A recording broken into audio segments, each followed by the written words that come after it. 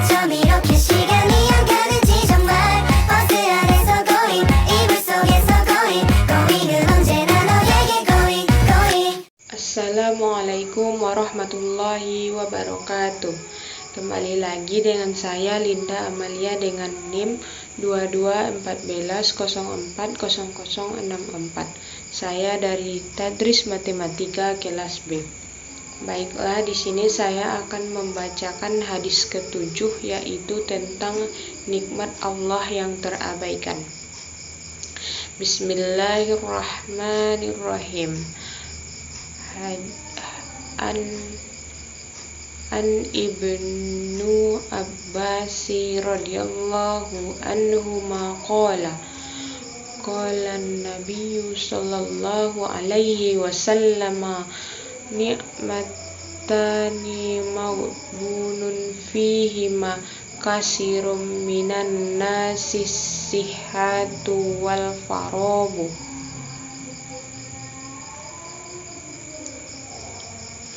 Baiklah, saya telah membacakan hadis ke-7, yaitu tentang nikmat yang terabaikan. Selanjutnya saya akan menjelaskan hadis ini.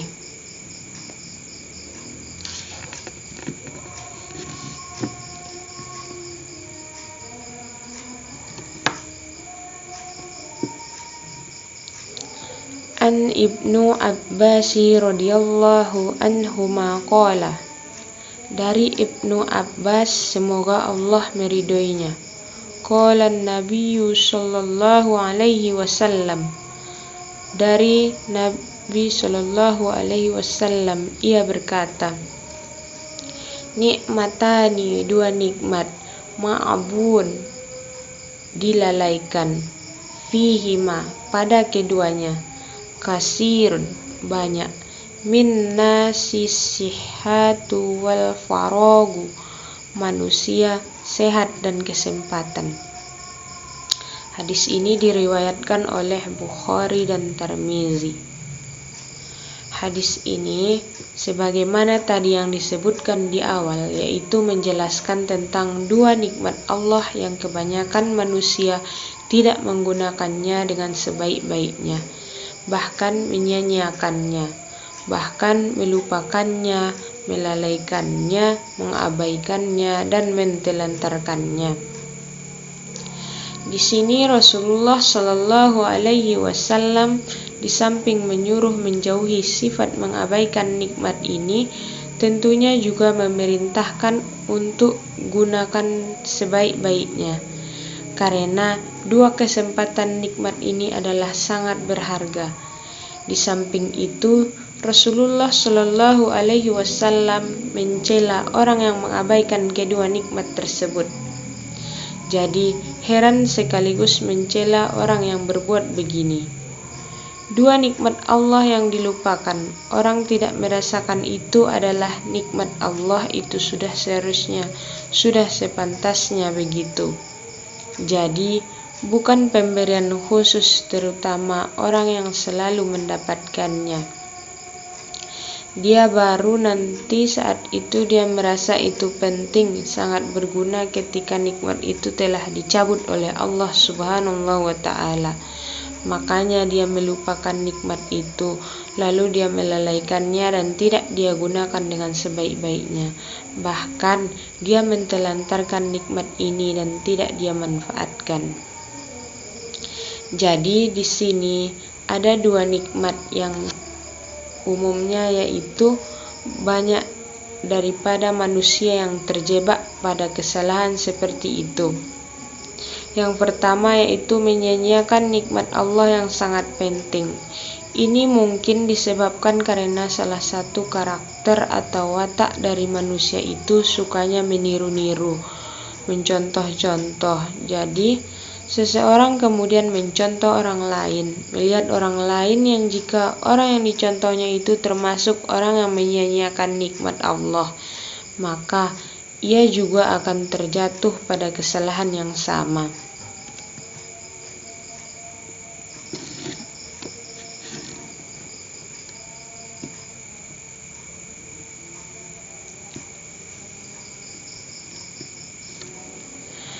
Apa nikmat yang disia-siakan itu? Yang pertama yaitu nikmat kesehatan.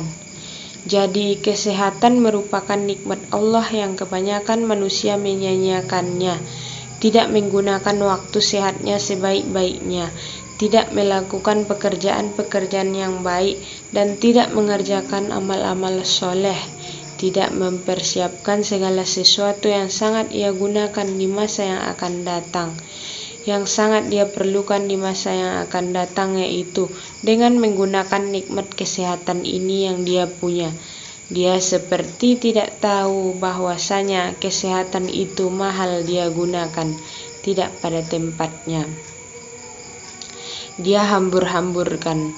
Nanti ada kalanya dia sadar bahwa kesempatan itu, bahwasanya kesehatan itu sesuatu yang sangat berguna setelah dia sakit.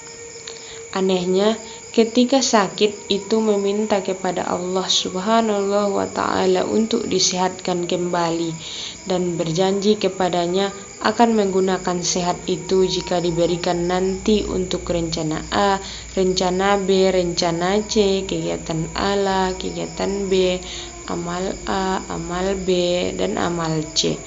Bahkan dia banyak sekali berjanji kepada Allah apabila Allah memberikannya nikmat kesehatan itu lagi.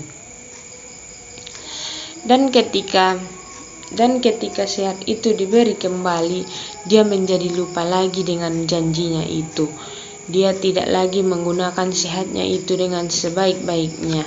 Jadi inilah dia orang-orang yang tidak menggunakan nikmat sehatnya itu dengan sebaik-baiknya. Kemudian yang kedua adalah nikmat dalam bentuk kesempatan. Seseorang diberi kesempatan tidak digunakan sebaik-baiknya. Ketika hilang kesempatan itu, barulah dia menyesali kenapa ketika kesempatan itu ada aku tidak menggunakannya dengan sebaik-baiknya.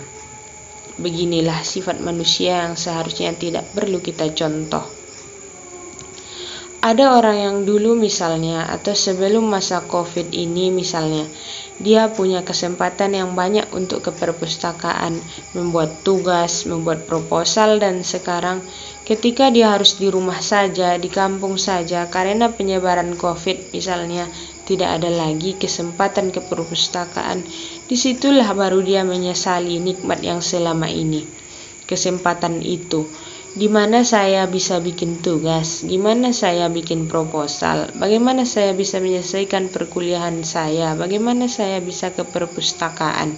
Padahal dulu dia punya kesempatan yang banyak sekali ke perpustakaan. Ketika semester 14 atau semester 13 barulah dia menyesal. Kenapa dulu-dulu ketika semester-semester awal tidak saya gunakan sebaik-baiknya. Jadi disinilah Allah Subhanahu wa Ta'ala mengingatkan kita melalui Rasulnya ini, agar manusia itu menggunakan nikmat kesempatan itu dengan sebaik-baiknya. Ada kemudian yang menambahkan misalnya kesempatan, kesehatan sebelum sakit, muda sebelum tua, kaya sebelum miskin. Jadi itu semua merupakan nikmat-nikmat Allah Subhanahu wa Ta'ala yang harus kita gunakan sebaik-baiknya, yang harus digunakan ketika nikmat itu ada. Ketika nikmat itu di tangan Allah Subhanahu wa Ta'ala memberi nikmat itu kepada seseorang karena dia ingin orang itu berbuat yang lebih baik dengan nikmat itu, maka diberikanlah dia nikmat. Makanya ketika diberi nikmat laptop oleh Allah Subhanahu wa Ta'ala melalui orang tua, maka pakailah sebaik-baiknya sebelum laptop itu rusak. Nanti ketika rusak baru ingat betapa pentingnya laptop itu. Diberi HP, diberikan motor, diberikan fasilitas oleh orang tua, itu haruslah digunakan dengan sebaik-baiknya, karena itu sangatlah berharga. Janganlah kita sesekali masuk ke dalam golongan orang-orang yang banyak menyia-nyiakan dua nikmat ini. Adapun kaitan hadis ini dengan pendidikannya itu, yang pertama, hadis ini menjelaskan tentang prinsip pendidikan, di mana pendidikan itu adalah untuk mengantarkan manusia ke yang lebih baik. Di antara yang diingatkan di sini adalah jangan sampai seseorang menjadi susah hidupnya gara-gara menyia-nyiakan nikmat Allah Subhanahu wa ta'ala yang penting ini. Jangan disia-siakan, harus dimanfaatkan. Jadi, prinsip pendidikan dalam bentuk bagaimana seseorang itu berakhlak kepada dirinya. Dia menggunakan segala pemberian Allah Subhanahu wa ta'ala itu untuk berbuat baik kepada dirinya sebagai sarana untuk beribadah kepada Allah Subhanahu wa ta'ala.